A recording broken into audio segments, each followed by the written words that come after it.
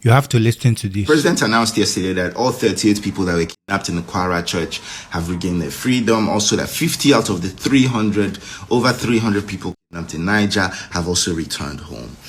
There was no mention of any arrests being made, no mention of whether any ransom was paid, no mention of anyone being apprehended and brought to book. This does not cut it. It is just not enough. And I'm tired of one tweet here, one hashtag there, one post there, complaining on social media. We need to do more. We need to do a lot more. Some people have contacted me about a possible peaceful protest later on in the week. That is always a great avenue. However, this is what I think we can do as a matter of urgency. Every citizen needs to call, text, WhatsApp, email, whatever it is, bombard your reps and senators with messaging. However, for this to be effective, I think we all need to be saying the same thing.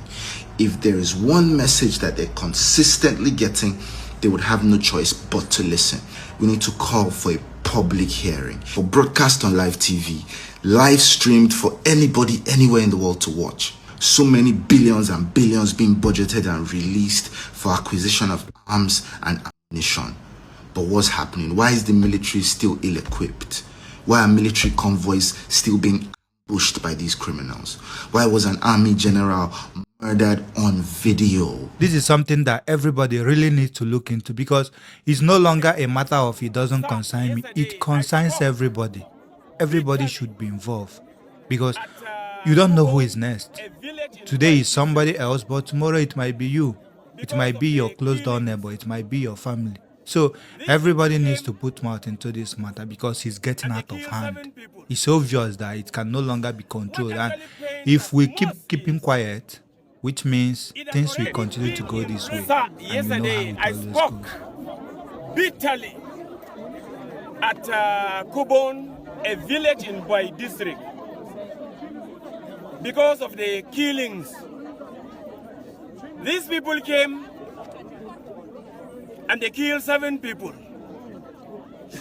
What actually pains us most is it has already been in record that the Moravul man has never attempted attacking a person. We have never done that. We've been piping our youths. And indeed, the Moravul man is a law-abiding person. Yet, these people, they are persisting. What actually is paining us most is when our youth, stand to defend, to react, the security personnel are fighting us. They are fighting us. Most of the casualties in the hospitals, they were injured by these soldiers. I don't actually know. Have they come to secure the life of people or to fight the people? Knowingly that the Fulani man is the man that is always attacking us. They knew, and they have done nothing about it. Besides that also, I want to say this to your hearing, Commissioner of Police.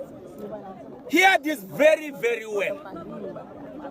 The people used to come with sophisticated weapons.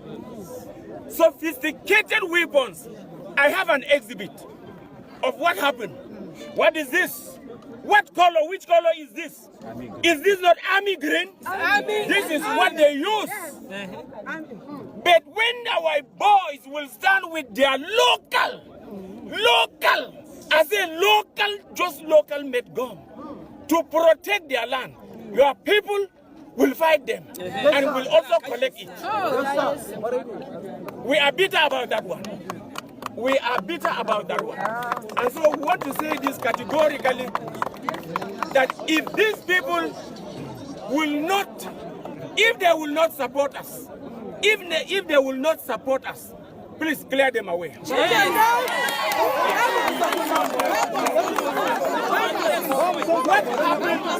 What happened at Yambas? What happened at Yambas? The soldiers were sending our youth away, and the Fulani people were burning our houses, and they didn't stop them. And they just stood, and they allowed them to burn our houses. Nothing was done about that. Sir, enough is enough. What this woman have just said, I want to emphasize on that. People saw it. After the killings, the soldiers brought 3 hillocks, and they convey all the Fulani man back. How do we interpret that? That is our grievances. Thank you for coming, creating your time to come.